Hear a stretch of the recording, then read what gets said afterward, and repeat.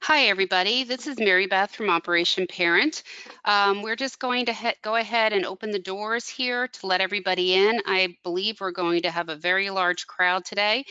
But as we go ahead and get started, if you would click in your webinar box and click on the icon in the further down that says questions. If you click in there and then in the box, the gray box, you can type in your questions here. But for right now, if you would just type in your name and what state you're from as we were waiting for everybody to get in here. We're going to start the actual event in about 3 more minutes. So go ahead and type your name in, and this is how you will reach us during the webinar if you have any questions or problems, but also to post your own questions at the end. We will do a question and answer section. So I can see we are loading up really quick here. So let me just click on here. Okay. Wow, we have people from all over the country here today, so this is wonderful. I have a Laura from Massachusetts, Seth from New Mexico, Melanie from Pennsylvania. I know we had a big contingent from Pennsylvania, New York, Kentucky, Nick from Michigan, Lisa, Kentucky, Stephanie, New York, Teresa from Iowa, Preston, Indiana, Laura, New York. Let's see who else. We have quite a few Iowa jumping in here. Elizabeth from Vermont. And then I have a Julie from Ohio. Let's see here. I have Emily from New York, Naomi from Illinois, and Teresa from Texas. Thank you, guys. So go ahead. We have a few moments. We have about another 2 minutes. If you could just go ahead and type in that your name and what state you are from, and we'll just go ahead and keep this going for about another minute, and then we'll officially start the webinar. So I have Brian from California. Let's see who else here. Chance from Pennsylvania. Heather from New York. Domingo from Westchester County, New York. Okay. All right. It looks like we have hit our max of 1,000 people.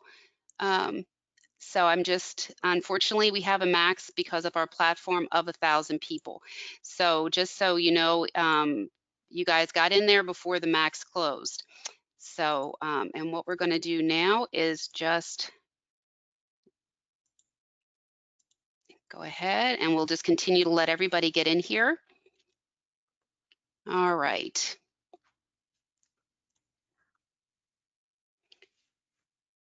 Okay. All right. Well, we're going to go ahead and get started.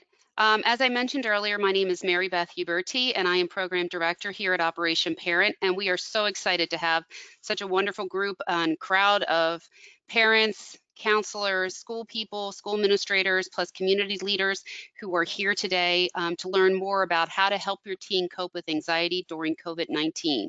We have a wonderful presenter with us today, Dr. Tanya Stockhammer. She's a clinical psychologist here in Louisville, and she is in the practice. Her practice name is Strong Minds. So just looking here, I'm getting messages as I'm going through, sorry. So I just wanted to go over one thing about our next couple webinars. We have a webinar on Monday, April 13th. This is a rebroadcast of a previous webinar. This will rebroadcast at 8 o'clock at night. It's on prescription opioid abuse by C. Martin Redd. He is the he's with the DEA. He did a wonderful job on this webinar, full of information. You can ask questions. They will not obviously be answered live, but they will come to us and we can forward any questions you would have from this webinar right to Mr. Redd, and he will reply back to you directly. Then our next live webinar is on marijuana, parenting for prevention in 2020. That is scheduled for April 27th from 2 to 3 p.m. Eastern Time. Kristen Storm will be doing this for us. She is part of the Caron Treatment Center, Director of Community Education. Great presentation. You learn a lot about the different forms of marijuana, why it's so important to keep our youth away from marijuana. So they are our next 2 upcoming webinars. You can register for either one of these at operationparent.org or register for all of them. We'd love to have you. So with that, I'm going to open up and turn you over to Michelle Massey, my cohort, who's done a lot of work on this webinar with Dr. Stockhammer, and she is going to go over the technical side of the webinar. So go right ahead, Michelle. Good afternoon, everyone. I want to just talk you through the technology that you'll be using today really quickly. If you are a returning attendee webinar, welcome back. If you're new, this is for you. First, on your webinar control panel, you'll see an orange tab with an arrow. If you wish to view your screen without the control panel, just click on that orange arrow and minimize the control panel. For now, though, just click on that orange tab or arrow and view all the features with me. Mostly, we'll be utilizing the question feature today. Just so you know, you're going to be muted during the presentation, but where we get to connect, which we're eager to do today, is in the question section. You're going to see that about halfway down on the control panel. You will send both questions and comments here. There's a light blue panel where you're going to type in your questions and they're going to be sent directly to me. Send us questions all throughout the webinar. We love questions, and that's mainly why we're here today. All the questions are going to be answered at the end of the presentation today. Just keep in mind, we'll probably go over the 60-minute mark with the question and answer segment. We're planning to not go beyond 3:15, but if for some reason you need to hop off early, we understand. You'll also notice a handout section. We have put together some amazing handouts for you today. Just going to tell you a little bit about them.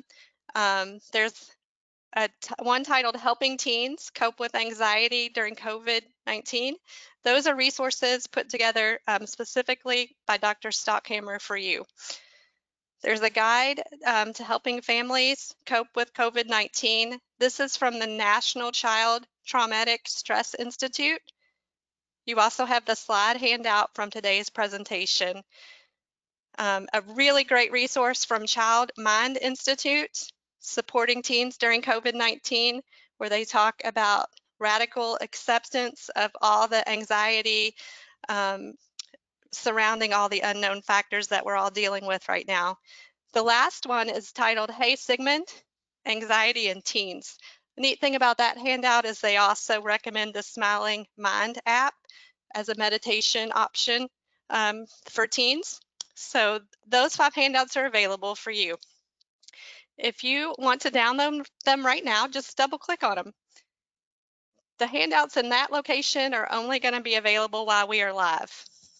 But just know that prior to this webinar, you received an email also containing the handouts. We're recording the presentation, and this recording will be sent to you tomorrow afternoon. There will be a short survey accompanying that email. If you take about 2 minutes to complete it, I can promise you we always utilize the feedback and greatly appreciate it. Now it is my great pleasure. Well, first, let me back up and tell you about our mission here at Operation Parent. Operation Parent's mission is to love and support parents by providing real-world information, connection, and hope. And with that, it's my great pleasure to turn the webinar over to Dr. Tanya Stockhammer from Strong Minds. And we want to thank you so much for helping us put this together so quickly.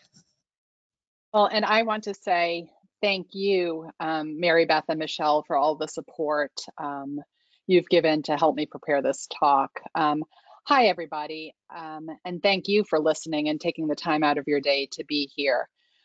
As you've heard, I'm Tanya Stockhammer. I'm a psychologist here in Louisville, Kentucky, where I've been working for the past 16 years, the last 10 of which I've been in private practice with my co-owner, Dr. Felicia Smith, at Strong Minds, a child and adolescent psychology specialty practice.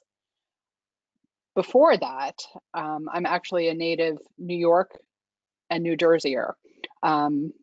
In addition to growing up there, I went to undergrad at Rutgers, and so a shout out to everybody from New Jersey, and to graduate school at St. John's University in Queens, doing some of my extended graduate training in Manhattan.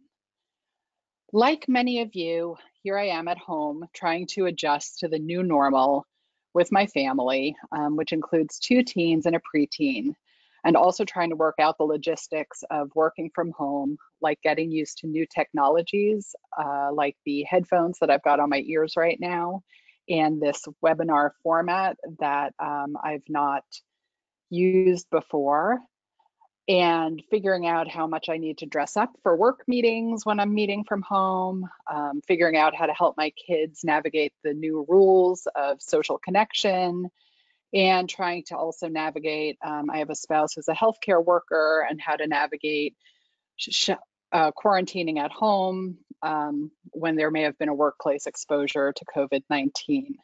So I say all of that to let you all know that I'm also in this with you all, as much as I'm on a personal level, as much as I'm also in it on a professional level. I want to acknowledge that many of you listening are probably experiencing periods of extreme anxiety and stress inducing situations right now. I'm hopeful that this talk provides you with some tools that are useful on a personal level and a professional level, and ideas that feel helpful.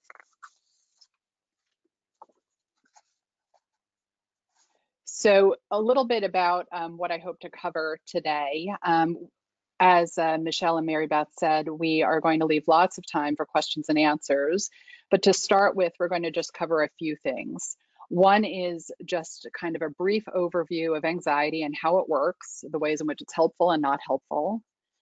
Reviewing the risk factors for teens for having trouble with anxiety. And then talking about some anxiety management strategies that are good places to start in terms of providing support to teens in the current epidemic.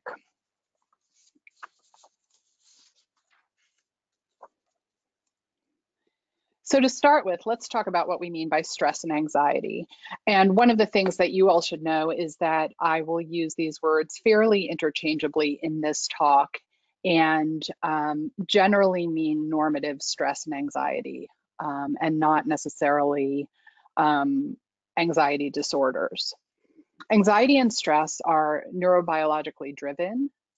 They are normal reactions to pressure and change. They can occur on a continuum, which ranges from no anxiety at all the way to debilitating anxiety. Both of those ends of the continuum can be problematic, right? So we have this wide expression of what anxiety looks like. And most of us fall somewhere in the middle most of the time. For each of us, our level and stress and anxiety will fluctuate over time. So some periods will bring with it more stress and anxiety, and some will bring less. And finally, our personal experience of stress and anxiety depends on our genetic makeup, our biology, our age, and our prior experiences, among other things. Good stress is helpful and can make life interesting, and chronic stress can lead to negative outcomes.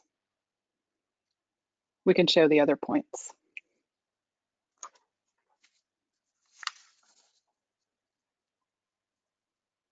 Great. So let's talk a little bit about the function of stress and anxiety. This is Zelda. I use Zelda to talk about one of the core functions of stress and anxiety, which is to activate our central nervous system in the face of danger. It does this by releasing hormones like cortisol into our brains and bodies. And that release of hormones induces the fight, flight, or freeze response, which most people have heard about. Many of us have experienced this activation to varying degrees in recent weeks with COVID-19. When this activation works well, it helps us prioritize risk and make some decisions about what we need to pay the most attention to. Anxiety also can help and have other helpful functions like increasing our focus, helping us prepare for deadlines, making us more efficient. Let's go back to the previous slide for one more second. But it can be unhelpful if it's too much anxiety. When we have too much anxiety, what happens is what's called flooding, and our brains and bodies become flooded with those stress hormones. Or if it's chronic, meaning that we feel like we're in that anxious state over long periods of times. And when we are either flooded or chronically stressed, it can interfere with our day-to-day functioning. Okay, next slide. So I want to introduce you to the stress response curve. I know in the media we've been seeing many curves lately, and this is yet another one. But I think it's an important way to understand how stress and anxiety work in our bodies. So on the left of your screen, with the red arrows, we see where stress increases when we're exposed to a stressful situation. Eventually, it reaches a peak of intense stress. And then on its own, when our stress system is working properly, the stress will start to decrease after that period of intense stress and lead us to a relaxation response. An important thing to know about stress is that stress and the relaxation response are incompatible, so we cannot be both stressed and relaxed at the same time. And this is important information when we talk about coping later on. So let's move on to teen risk factors for problematic anxiety. And these are general risk factors, not necessarily COVID-specific risk factors. So teens are at greater risk than adults for some of the reasons that we're going to show you here on this slide. But basically, teen brains are generally not fully mature in terms of emotional development, behavioral regulation, thinking and reasoning, and problem solving, really until about age 25. So it includes our young adults too. What we know about children who are more shy or behaviorally inhibited is that they will usually have more trouble with anxiety when they hit the teen years.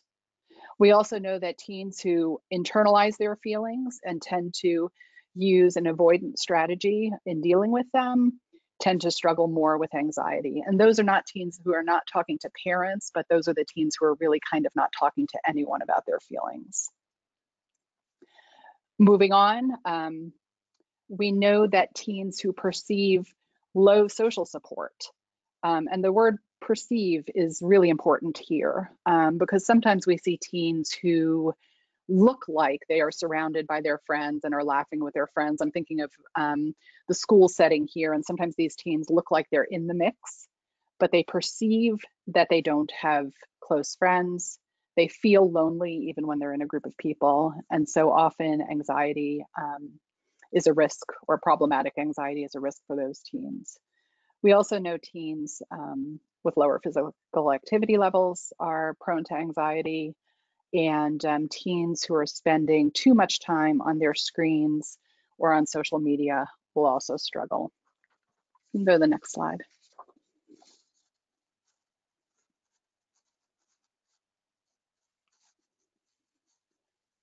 I'm watching on the slides. I'm a little bit ahead of that slide, but you all can see some of the other risk factors. So on to stress and anxiety overload. We have all felt this before, right? Stress overload sometimes comes in small ways and sometimes it comes in big ways, and it is not just something that teens experience. Overload, when it's a short-term experience, can lead to a meltdown, or it can be a chronic experience where we feel overloaded for long periods of time with difficulty finding relief. When we are overloaded, we no longer feel able to discriminate between high fear and low fear targets, meaning it's hard to tell the difference in what's important to pay attention to in those moments or what is truly dangerous.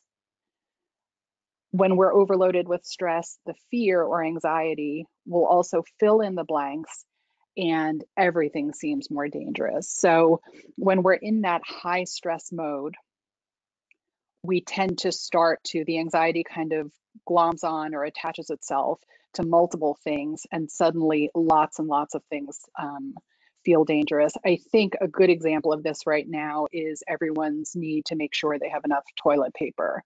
And I bring that up partly because, I think we can all smile a little bit about the endless quest for toilet paper that people have been having. But I think on the other hand, it really is a symptom of how stressed out and overloaded we've all been feeling, and how we've been trying to let our anxiety attach itself to things that we actually can control in the face of a lot of things we can't control. Most of us feel physical stress overload in our bodies from time to time. So I think the list of physical symptoms will look very familiar to people. And even for some of us, sometimes it'll show itself in our bodies in one way, and sometimes it'll show itself in our bodies in another way. Most of us also, probably jumping down to the emotional signs, will recognize a lot of those emotional signs. And I think the same is true for teens. They probably notice the physical signs first, maybe the emotional signs second. What we tend to clue in a little less quickly to is sometimes the cognitive signs of stress overload, and then also the behavioral signs of stress overload. Some of them are sometimes obvious, like some bad habits. People talk about stress eating, but other signs are sometimes a little more subtle, like increasing risk-taking behaviors, like driving too fast on the highway would be a risk-taking behavior example, or self-harm behaviors. I'll talk about that a little bit more on the next slide, but in teens, we think about things like cutting or other kinds of self-harm or aggression. Okay, next slide.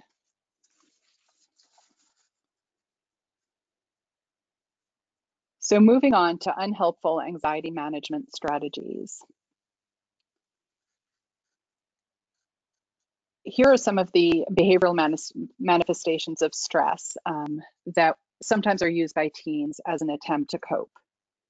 As teens are learning and developing effective coping strategies, they often are testing a wide variety of strategies, some of which are helpful, but some of which are also unhelpful. So as you can see here, we have a variety of things on the list. Information overload is really seeking out too much information or kind of obsessing over the information that you're receiving in a way that does not serve to reduce stress or anxiety. Again, self-harm behaviors, I mean things like cutting or juuling or vaping. It also sometimes can be bad habits like picking kind of on your skin or nail biting. Social media use, we will circle back to that with the helpful strategies also. But what I want to say here is that excessive social media use can still be a problem, as can unhelpful social media use.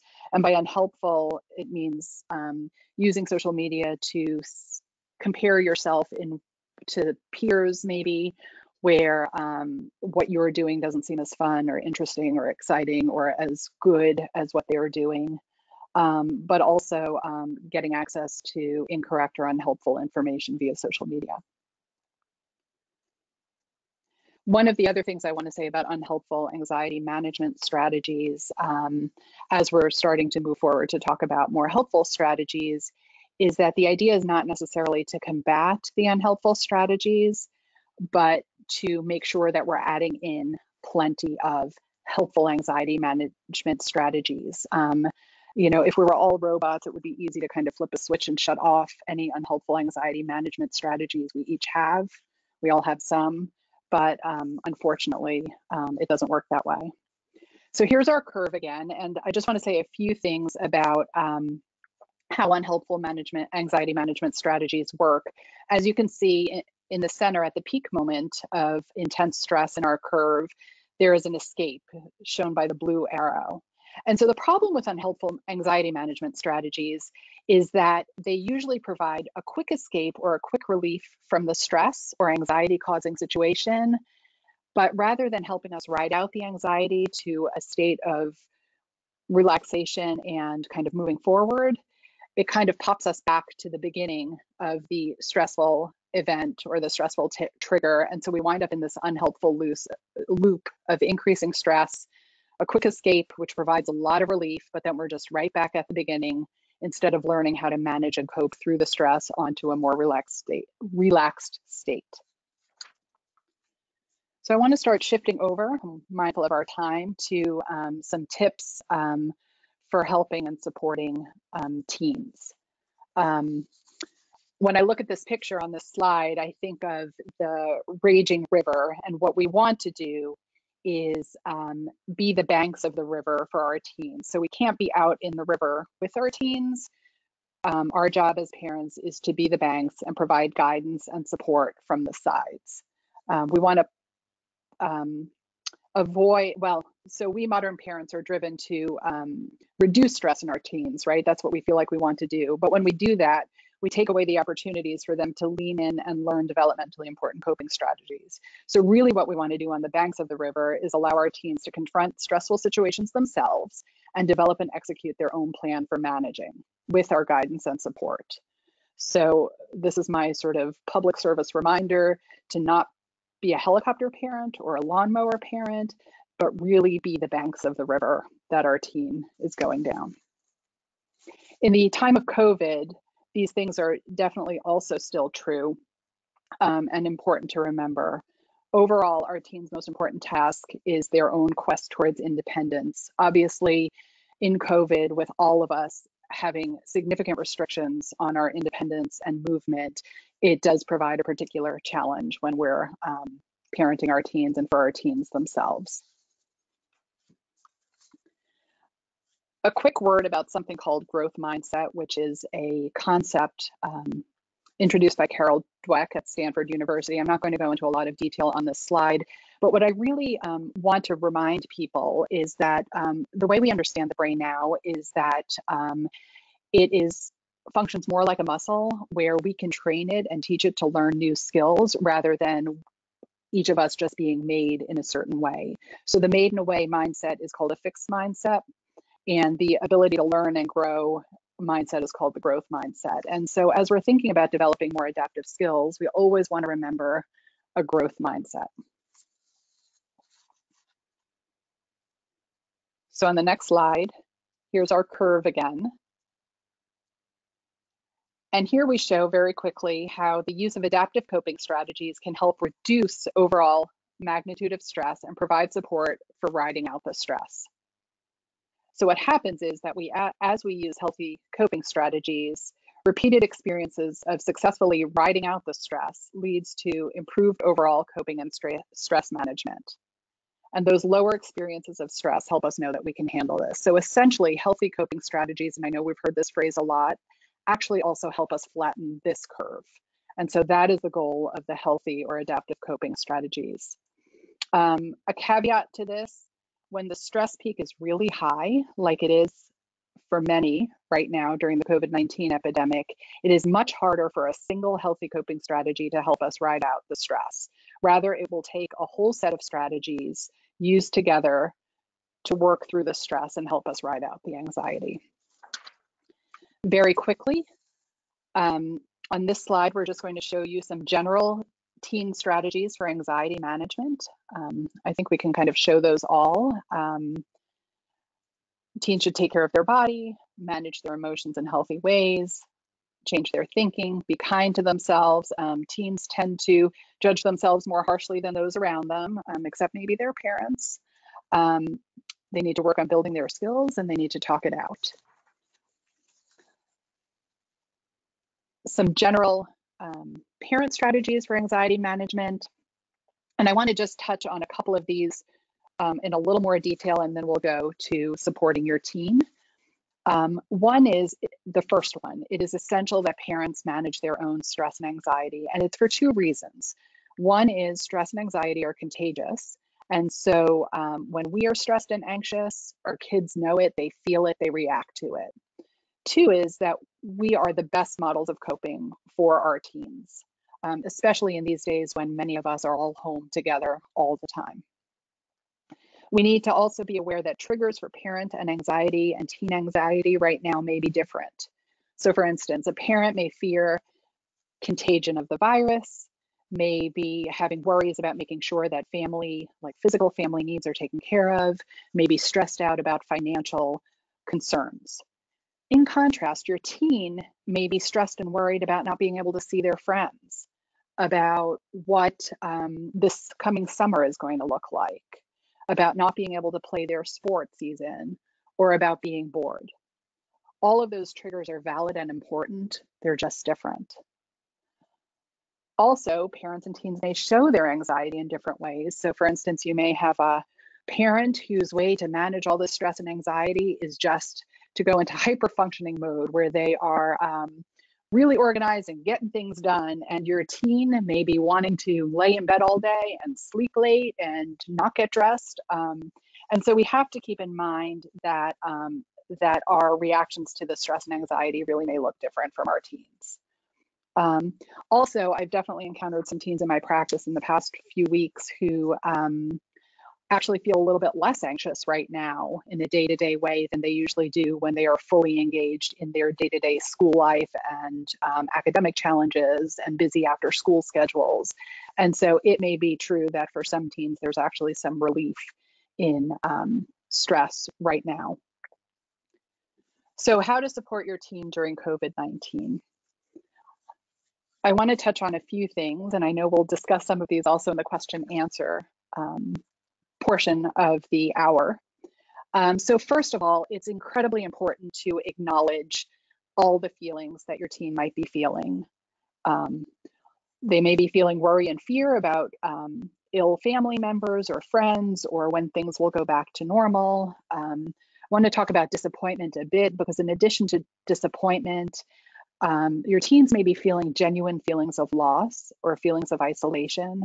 Sometimes it's going to be because of the loss of a loved one, and sometimes it may be because of the loss of seemingly smaller things, but still big deals, like the loss of a senior year of high school and its traditions, or the loss of a sports season that they had been training hard for, or of a theater season where the show couldn't go on. We also want to acknowledge the uncertainty and lack of control that they are feeling, and really that we are all feeling right now, and the lack of freedoms and behavior restrictions that have come with this epidemic. We want to help our teens to find ways to focus on the positive, finding the small silver linings and noticing them, like increased family time, or an opportunity to learn a new skill, or doing something a little different, but maybe a little better than maybe they're used to, are all ways to help them focus on the positive. Helping them to identify the controllables, by which I mean things they can control, is also really, really beneficial to teens. And so, right, teens feel like they don't have a lot they can control right now, especially older teens who are used to being able to dictate their schedule a little bit and go where they want to go when they want to go a little bit. But helping them find things that they can do to find some control in their life is important, whether it's, putting on a Netflix movie in the chat function where they can watch a movie with friends, or learning how to be a better cook at home, or accessing other online platforms that help them accomplish some of the things that interest them. We want to make sure that we are helping teens set schedules. Sleeping late and being in bed all day works for a few days, but it's not sustainable, and it's also not good for their mental health. And so setting a daily schedule and even a weekly schedule is important. Setting some new goals for things they might be able to do while they're home during this period will be helpful. And so some ideas are learning how to use relaxation tools or apps, and developing a mindfulness practice, increasing or changing an exercise routine, maybe using an app to learn a new language, or completing some at-home tasks, not just cleaning their room, but maybe helping paint a room, or do some gardening, or just some other things that may be of interest to them. We want to encourage safe social activities and good sleep and movement and helping others. I'll get back to some creative ideas that I've heard of some teens having in a little bit. We want to help our teens find some small freedoms. And so this is really a work in process. Obviously, a lot of big freedoms are gone, so we have to help them find some small ones. And some of that may be that in addition to less restriction on screen access than they may have normally had, there may also be a little less monitoring of some of their on-screen activities than there was in the past. There are going to have to be ways that our teens can still have a world that feels separate from us, and that they feel like they have some control in the context of not having a lot of control. We also want to be planful and for our families and with our teens about the degree to which we're exposed to news and updates. It is hard to be around this stuff all the time. Some of us have to more than others because of the work that we do, but it's okay to set a daily hour where we get our updates, or a daily time that we review apps that give us our updates. And then it's okay to walk away from it, and figuratively and literally, and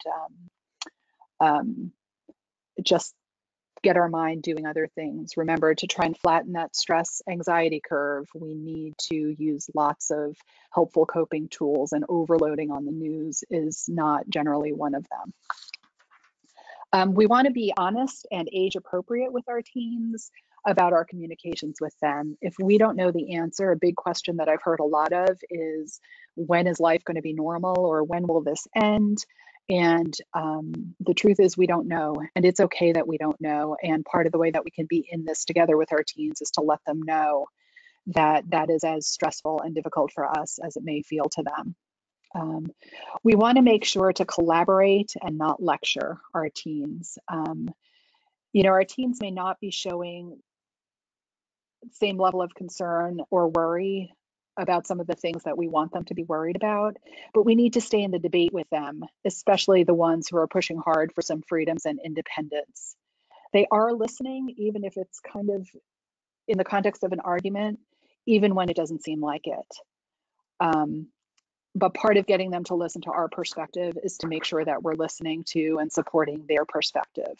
And it's okay, ultimately, if we have different viewpoints on a topic, even if the rule can't change. So some of those arguments have been around, or stressful situations, certainly in my house, have been around the amount of freedom our teens can have. Can I go see a friend? Can I go outside? What are the rules, right? And so part of working through that is to really hear what they're asking for, which is some freedom and some independence and some ability to do the social things they like to do, while we also have to say no to some of the things that they want to do, quite frankly.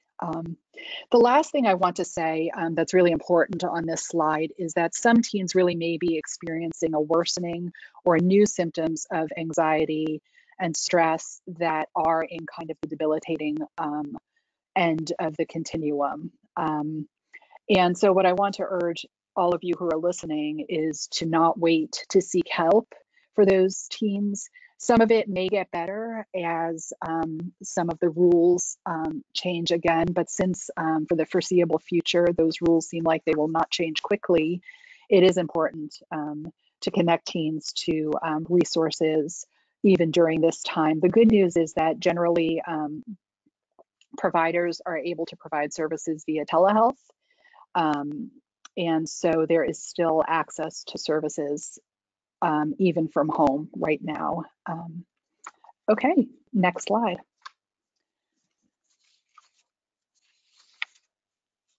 So just a few other quick things, and I think some of these are similar to some of the handouts that Michelle was referring to earlier. I just compiled some trusted online resources for gathering of information. Childmind Institute, which is the first one listed, is a go-to resource for lots of child developmental and mental health things that I use frequently. Many of the others are probably familiar. So I encourage you all to check those out.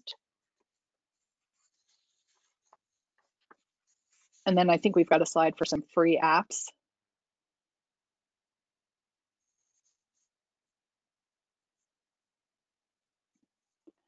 And the cool thing about many of these apps is that some of them are paid for at other times, but a number of these apps have opened up their platforms and created access that is free during this difficult time. I'm a big fan of several of the meditation apps and also several of the exercise apps, so certainly check those out.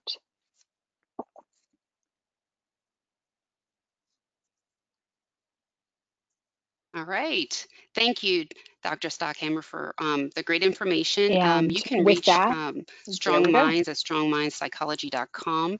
And go ahead. Okay. All right, what we're going to do right now is open it up for questions. So go to the question feature and pose your question. We do have a few slides to finish going over, and I'm going to do that now while people are putting their questions in. One thing we like to offer to everyone who is attending this event live, but also the recorded event that will go out tomorrow. I know that a lot of people weren't able to get in to this live event. We had quite the response to this event, and because of that, our platform only provides us 1,000 slots to attend the live. So a lot of people will be watching this recording.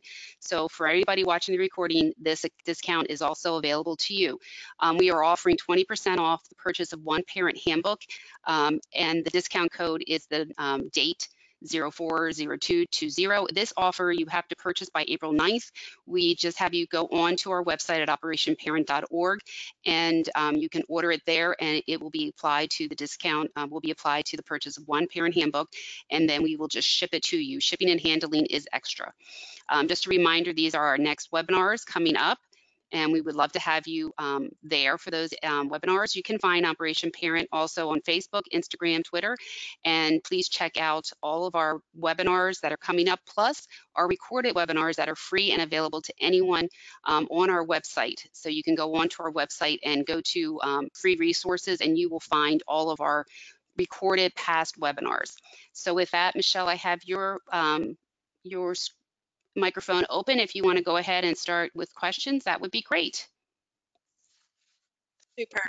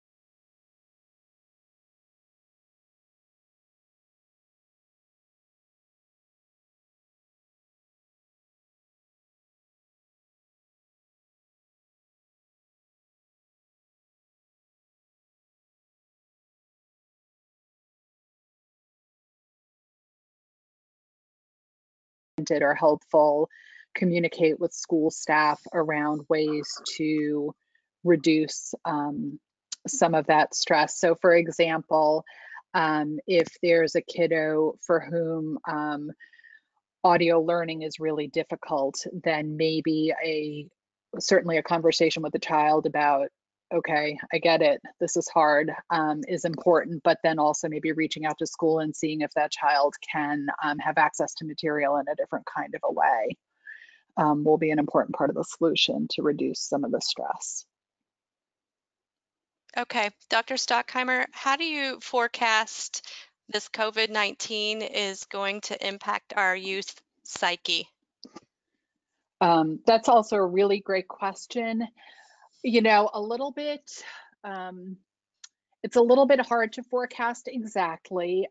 What I would say is that previous large-scale challenges that we have seen youth exposed to before tell us that many of our youth are incredibly resilient and that the kinds of skills that they need to learn in times of stress and difficulty wind up serving them very, very well.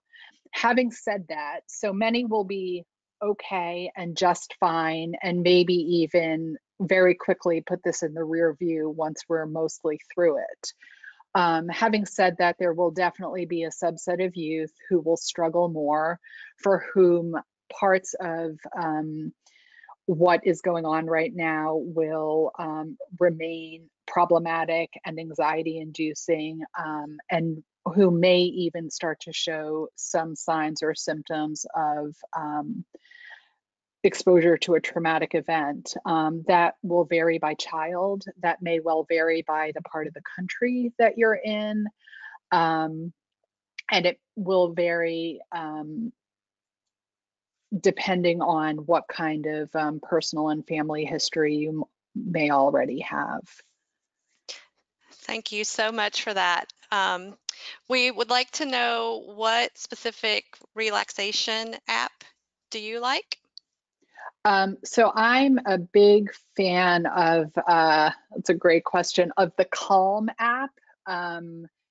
I think so. It's a great, great platform and has lots of different kinds of relaxation and mindfulness content on it. Anything from a breathing exercise that teaches deep breathing to a body scan exercise to one that I often recommend, which is sleep stories, which are these mindfully based auditory stories that help you find some relaxation as you're trying to get ready for sleep. One of the other things I really like about the Calm app is that it's got some content specifically geared towards children and to children of different ages. So that would be definitely one that I would check out. Okay, that's awesome. I've noticed folks like the 10% Happier app and Mm-hmm. several others have some COVID-19 directly related meditations that are just excellent. Like one of them was just blessing all the caretakers that are on the front line. And each one of them is kind of specific to what we're dealing with as a nation each day.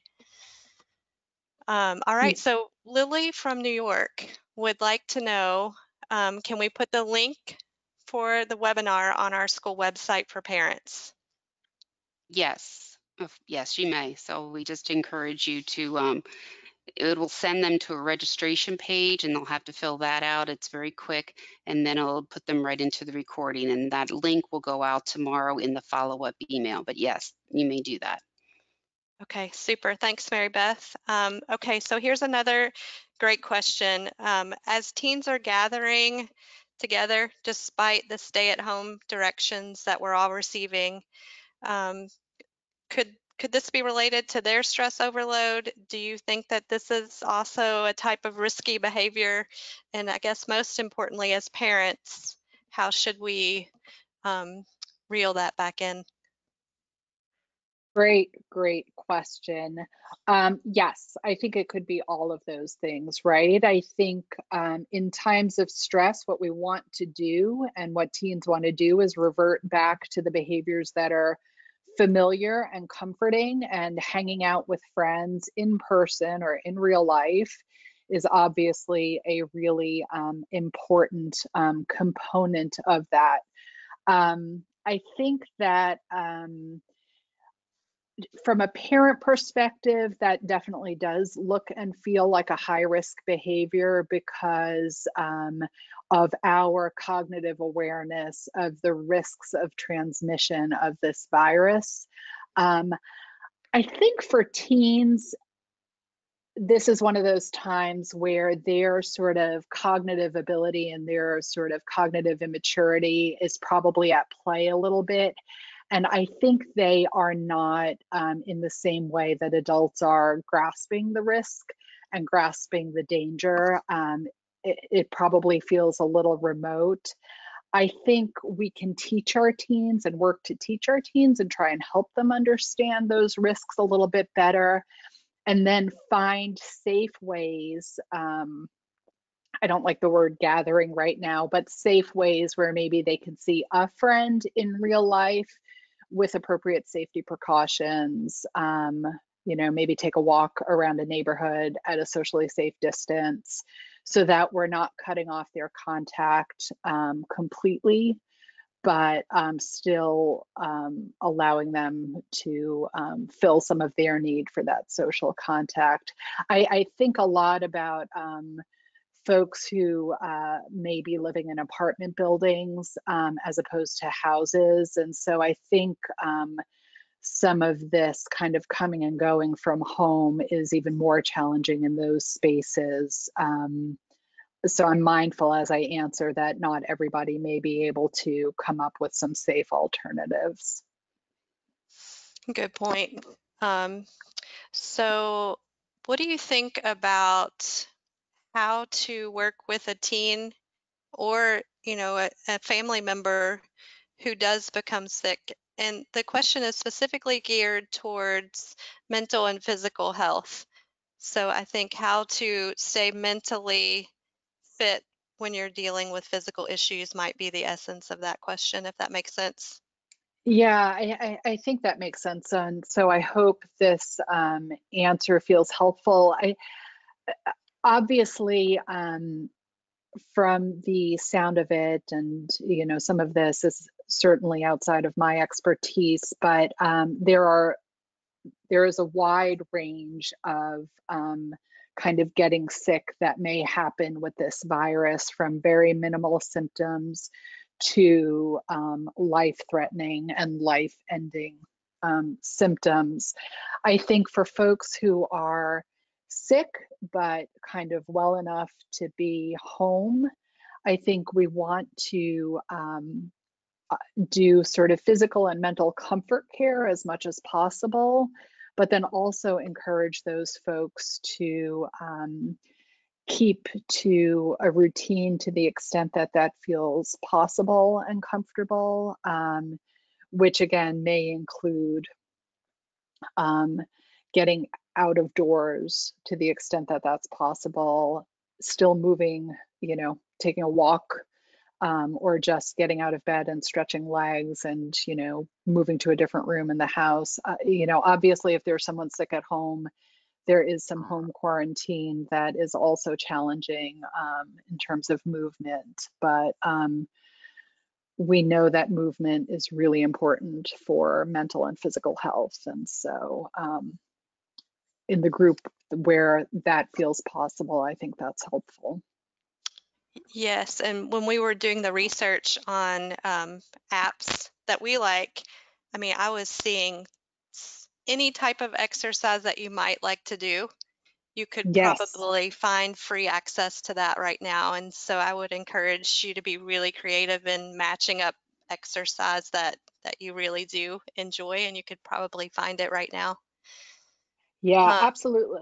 Absolutely. And just to add to that really quickly, I use the word movement a lot. There are groups of us for whom the idea of exercise feels very comfortable and very much kind of in our wheelhouse. But you know, some teens don't like to exercise, right? And so I Yeah, think it's about kind of moving your body and just finding a way to, you know, do something a little bit differently. Again, for those who maybe have a pet at home, maybe it's taking the pet outside for a little bit and interacting with that pet, or taking that pet for a walk, or, right? It doesn't necessarily always have to look like formal exercise. that's exactly right. Just any kind of movement will do for sure. Okay, so how about our teens that are becoming very comfortable not interacting with peers and teachers and extended family? So how do we encourage socialization in these teens who are just not inclined to do so naturally? Right. So I've had a group of teens that I work with and hear about through my friends who are a little more introverted, you know, and so homebodies rather than extroverted. And there's a part of them that's getting kind of comfortable with this, being at home and only interacting with family a little bit, not so much with friends. So I think one thing we need to keep in mind is that everybody has a different level of need for social interaction. And so some teens are going to need a whole lot more, and some teens are going to be comfortable with a whole lot less. Having said that, we also know that having no peer social interaction is unhealthy. And so I think if you have a teen who is using this as kind of an opportunity to hibernate in their bedroom cave, that it is important to kind of discuss those concerns with your teen and try and come up with some options um, that may feel comfortable to them. And it could be that a few times a week they get onto like one of these Netflix chat movies. I think that's what it's called.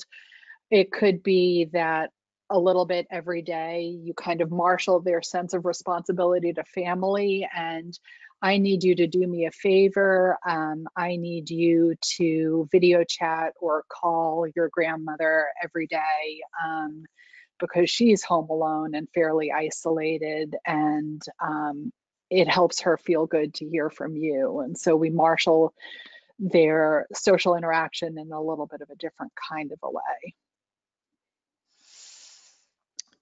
Okay, very good. The next one for me is probably one of the main reasons why we put together this webinar.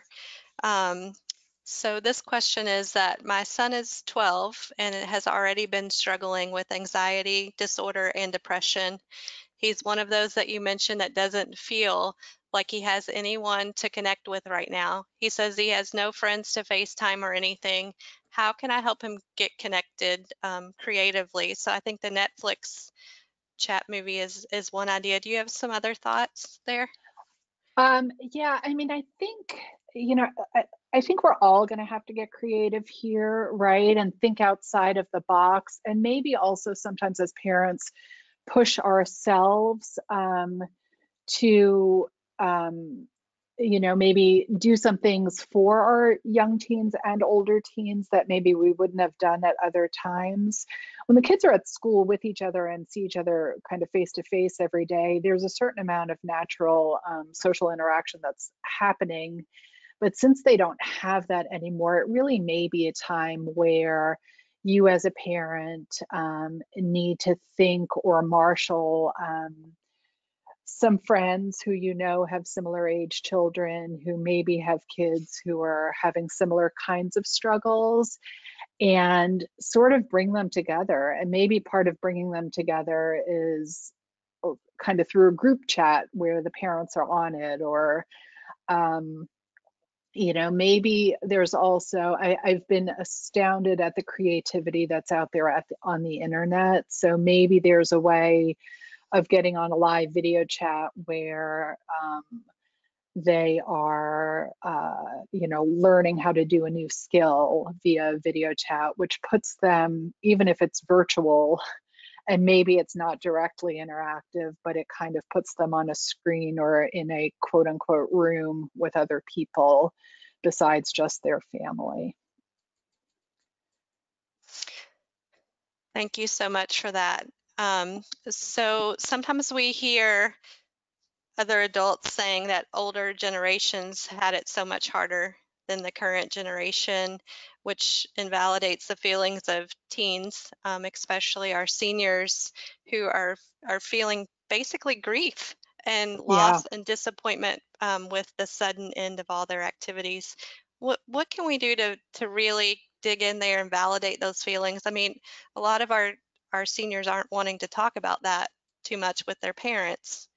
Um, but we need to validate what they're feeling, and what are some ways we could do that? Yeah, I think it's a mix. I think you're absolutely right that a lot of our kids are, and seniors in high school are an easy example, but I think there are versions of this for teens of all sorts of different ages, are really grieving the loss of how things were supposed to be, and missed graduation, missed prom, missed things like that. I think we have to appreciate and acknowledge that for them, this is a real loss in their young lives. This is a huge set of milestones. It's true of our college students who are losing the second semester of their senior year too. These are Absolutely. huge. These are huge milestones that were supposed to look a certain way and now are completely different. And I think in that way, the rug has kind of been pulled out from under them. And I can fully appreciate that that is very different than a parent losing a job or experiencing a huge shift in income, or parents who are on the front lines in all sorts of different ways that are exposed to this virus on a daily basis, or to older generations who have been through other very challenging times in their life. Sometimes here, sometimes in other parts of the world where life is also extremely hard. So I think we can sort of help teach our teens some perspective, but I think we can't insist that they understand our perspective. I think we really do need to meet them where they're at and acknowledge their loss. And again, kind of let them, we may find some nice ways to surprise them, to mark, these events that they're not able to mark in their usual way. But we also, I think, a little bit have to follow their lead on what they want to do to kind of mark those events. Absolutely. This next question is definitely connected to, so for our children who are continually asking about when activities will resume or what's the date at this point, how are you navigating that in your own house with, are you sharing with them the dates that we're hearing, peak dates from governors and things like that? Yeah, so for me, personally, and right, I think one thing to say before I answer that is that we have to appreciate that we as parents are also, kind of widely different, and that there are lots of ways to approach this that are okay and appropriate. And part of that is knowing your child and your family. In my house, my children are fairly aware of those dates. They are also pretty aware of the uncertainty. So here in our state, there was we're closing schools for 2 weeks order that has now been extended once. But we've had some honest discussions in our house speculating whether or not our children will be back in the school building before the end of this academic year. And so, I don't think I don't think my people are necessarily worried about that, but I think they're also prepared for the possibility that the end date that they've most recently heard may not be the final word on that topic. That's very good to keep it open-ended, but also honest. Because in reality, like I know here in my house too, sometimes the girls are hearing it from their friends, immediately as Oh, announcements are going out too via text. So it's better to just try and stay in front of it the best that you can. right, absolutely. And I guess that's an important part about information seeking and information gathering, which is even if you as a parent are doing a great job keeping the news off and not letting it kind of feed into the house all day. The truth is our kids are hearing this. They're connected with their friends. Everything is all over the internet anyway. And so just staying open about the dialogue and acknowledging that the kids have access to some of this information, correcting misinformation when they have misinformation, but also being honest about what information we do have and what we don't know, both of which I think are very real right now. Absolutely. We discussed we've got a lot of school counselors on with us today. Mm-hmm. And the question is, would you know any online resources off the top of your head that they could utilize to help anxious students, especially with the online platforms, Google Classroom, and just learning without their teacher present? Right. I wish I had a quick answer off the top of my head. I do think that, I bring people back to the Child Mind Institute because I do think they are putting really useful stuff out there. And I think some of the quality of the material that they're putting out is appropriate for school counselors as well. So they come to mind very quickly. Actually, just before I was preparing this talk, I searched up TED Talk and anxiety, and I think there are some really good TED Talks that have been done that may provide good resources too. And then finally, I do like sorry, it's in I switched pages and I don't have it here in front of me now. Can't find it, but the resource, the mindfulness-based stress reduction work. And if you look up mindfulness-based stress reduction and kids and teens, there are several good organizations, some of them based out on the West Coast, some based in Massachusetts, that I would highly recommend as well. I'm sorry the names of those are not coming to me so quickly right now. Okay, got it. We can do some Google searching and also push some of that information out after we close here today. Absolutely. So here's a really great question for you directly related to your practice. What have you found to be some creative ways that you're supporting teens in the telehealth method who are experiencing overwhelming anxiety? What has been interesting about this shift to telehealth, and so telehealth, just for a very brief background, has been around for close to a decade and been used a lot in underserved areas. What has been helpful in my work with teens is, and mostly I've seen teens that I had a relationship with prior to the shift to telehealth, is just the shared experience of working in this new medium, and them appreciating my, I think, humanness and discomfort with some of the parts of the new medium. Mm-hmm. In some ways, our kids are used to talking with friends and people on screen kind of all the time. And for those of us who don't do as much of that at work, it's been a real shift. And so most of the teens I've been talking to these first weeks, a lot of our talking has kind of centered around just general goals for themselves about how to structure their days and enhance their coping. But then some of it has just been kind of joining around this new platform and how it makes things kind of different, but kind of the same. I think it'll look different as time goes on, but that's been what I've seen so far. It's awesome how quickly you were able to shift and still continue service. It's amazing. It's been a process, as my colleagues that I work with most immediately will tell you. Yes, a learning curve, right? Another curve. Another curve, and a steep one at that. Mary Beth, there are a lot of questions. I know I didn't capture all of them. Do you see a final question that you'd like to ask?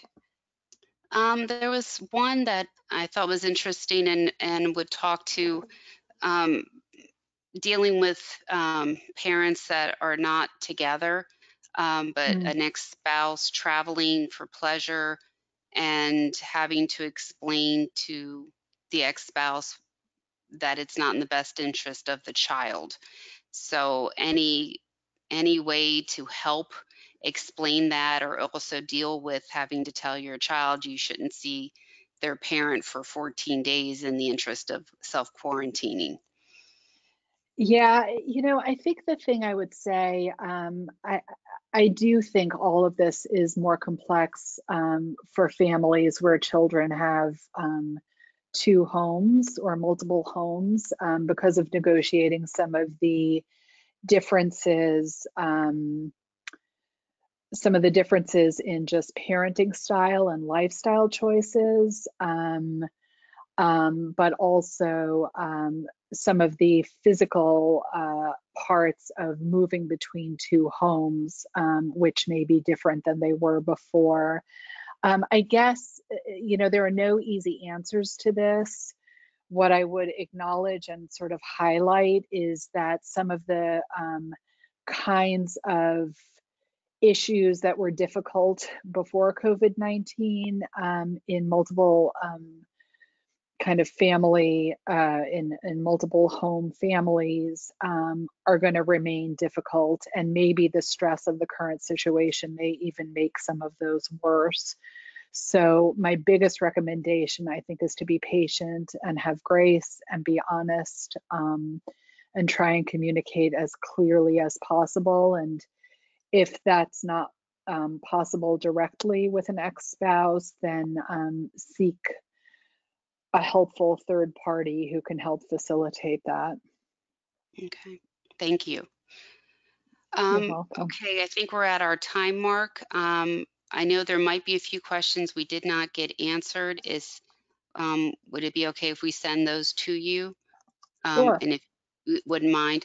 Also, I know you mentioned earlier that in the case that people do have other questions, to reach out to other counselors for advice.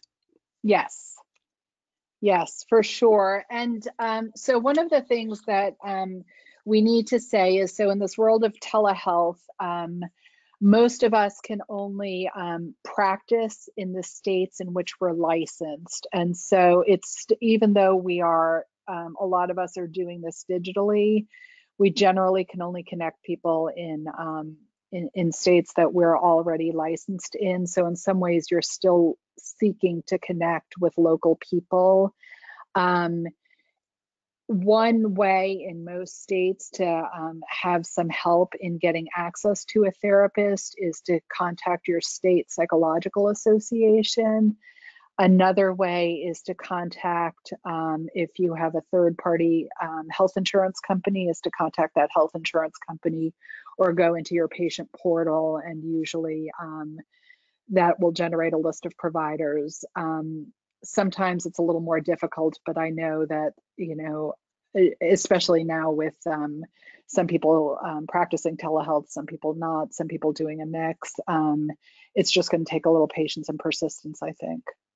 Yes. Another place to go find counselors and therapists is through psychologytoday.com. You can put in your zip code. and then filter it down to what you're looking for. And you can get a listing of people who are within 25, 50 miles, depending on what you're choosing.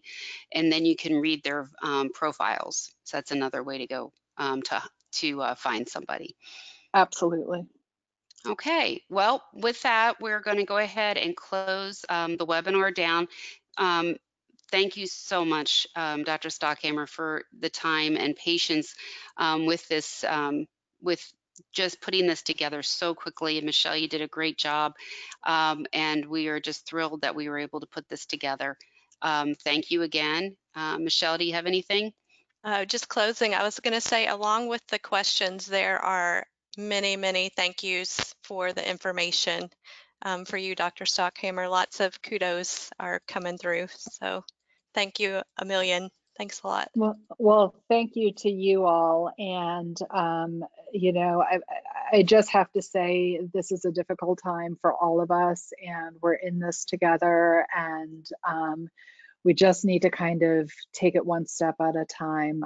So I'm with you all, and thank you for being here with me today. All right. Well, with that, we're going to go ahead and close it. The recording will come out tomorrow afternoon around 4. You should have it, 4 p.m. Eastern time.